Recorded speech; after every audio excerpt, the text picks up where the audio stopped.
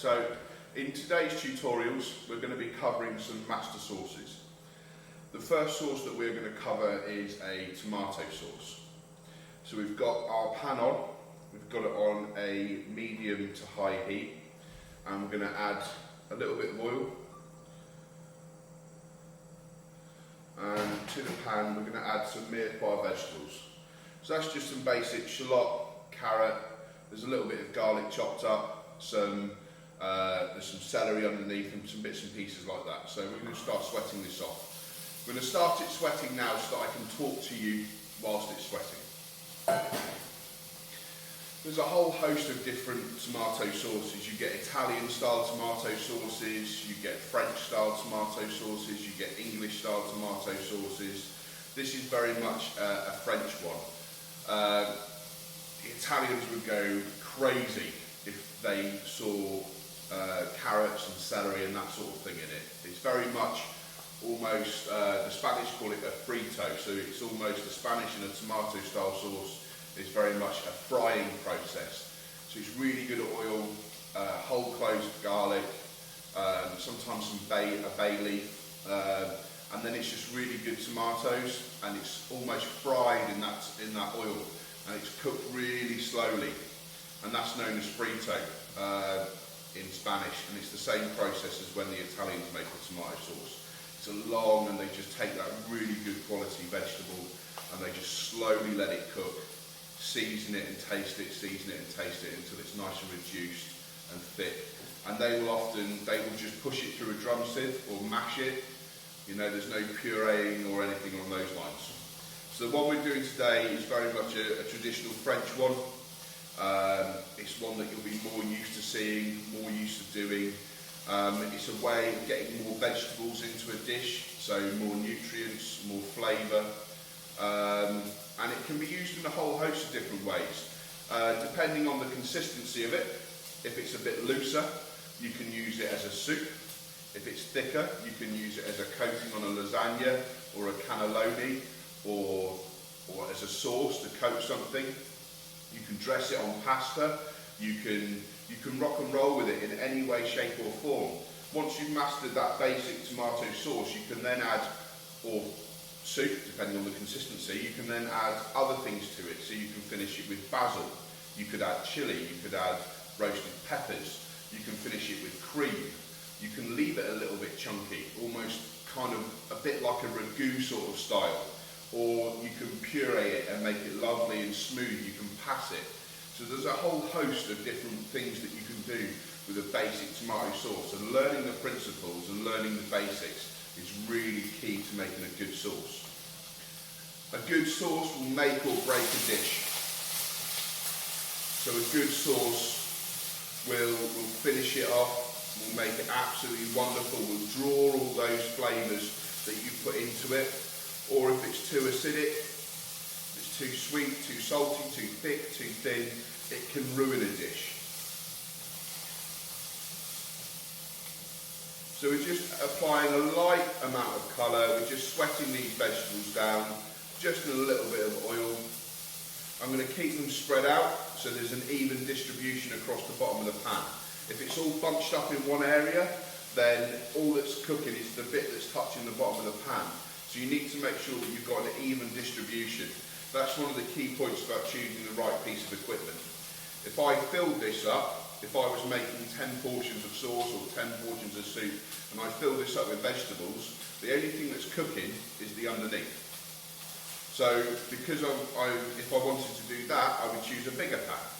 But because I'm keeping it to about 2 or 3 portions, maybe 4, then I've chosen this pan and I've got even distribution.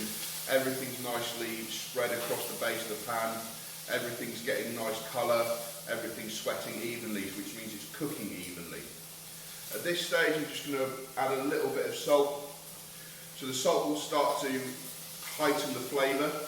Salt heightens flavour, it reacts with your palate, which heightens that flavour. It will also start to draw out some of the moisture from the vegetables. That will start to hit the base of the pan, so you'll start to see it slightly steam.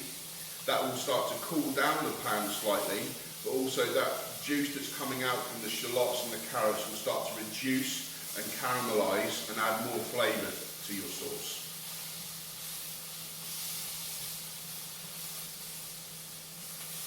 So I'm happy with that. A tomato sauce is quite a long cook. It's not something like we're going to do some other ones which are relatively quick.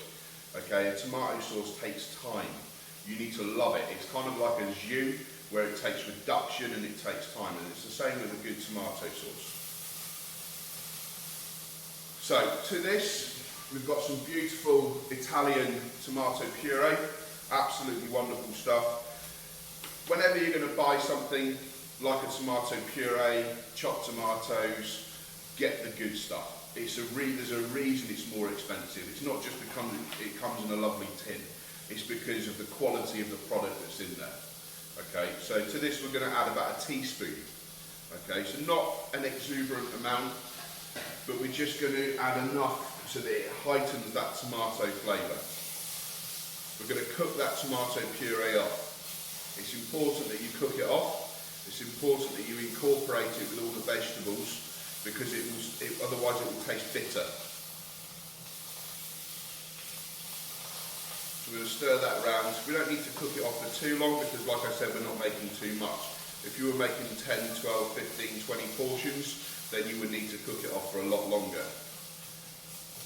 Obviously it boils down to your ratios that you would learn in your maths and your science and everything at school. To this we're going to add our tomatoes. We're going to put our tomatoes in. Now these are just basic plum tomatoes. I actually asked the supplier if they could be overripe as opposed to underripe. These are a bit too ready for eating. I kind of wanted them a bit more softer and a bit more juicier so that they started to break themselves down to release that. Now that is going to be it. All my sauce, all my liquid is going to come from the tomatoes. I shouldn't need to add any more liquid. All the juice and everything will come out. Now I can, if the tomatoes aren't very juicy, if it's in the wrong season, then I can add a little bit of vegetable stock, maybe chicken stock.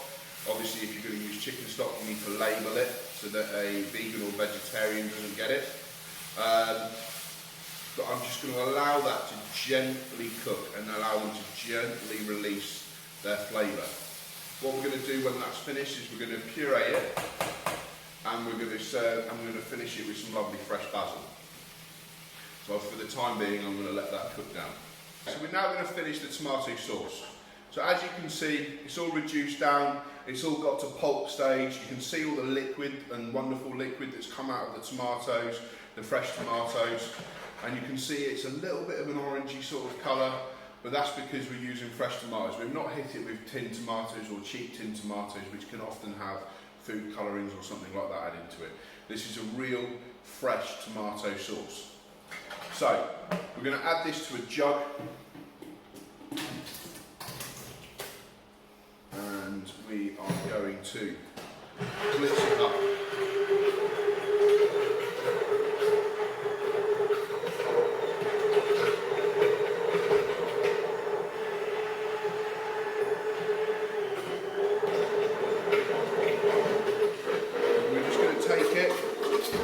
Nice and smooth.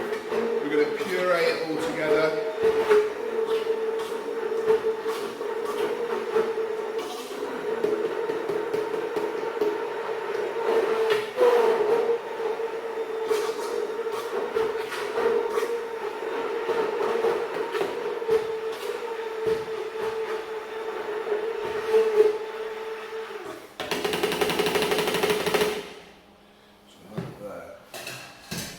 Basic tomato sauce.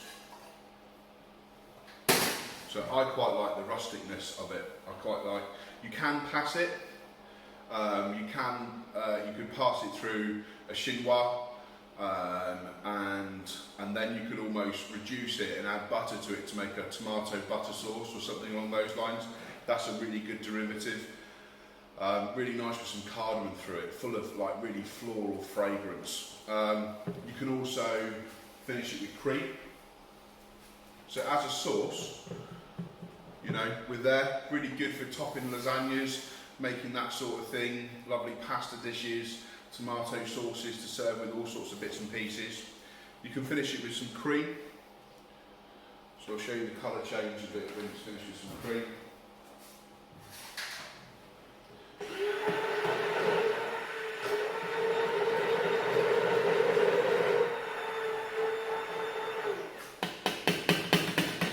So now we're more into that kind of like cream of tomato sauce sort of stage, cream of tomato soup. So absolutely wonderful. And then we've got some beautiful chiffonade of basil. So we can add our basil, fold it through. And then we've got a real classic creamy tomato and basil sauce. Absolutely wonderful for soups, sauces, finishing things, covering things, all sorts of stuff. So yeah, there we go. There's our cream of tomato and basil sauce.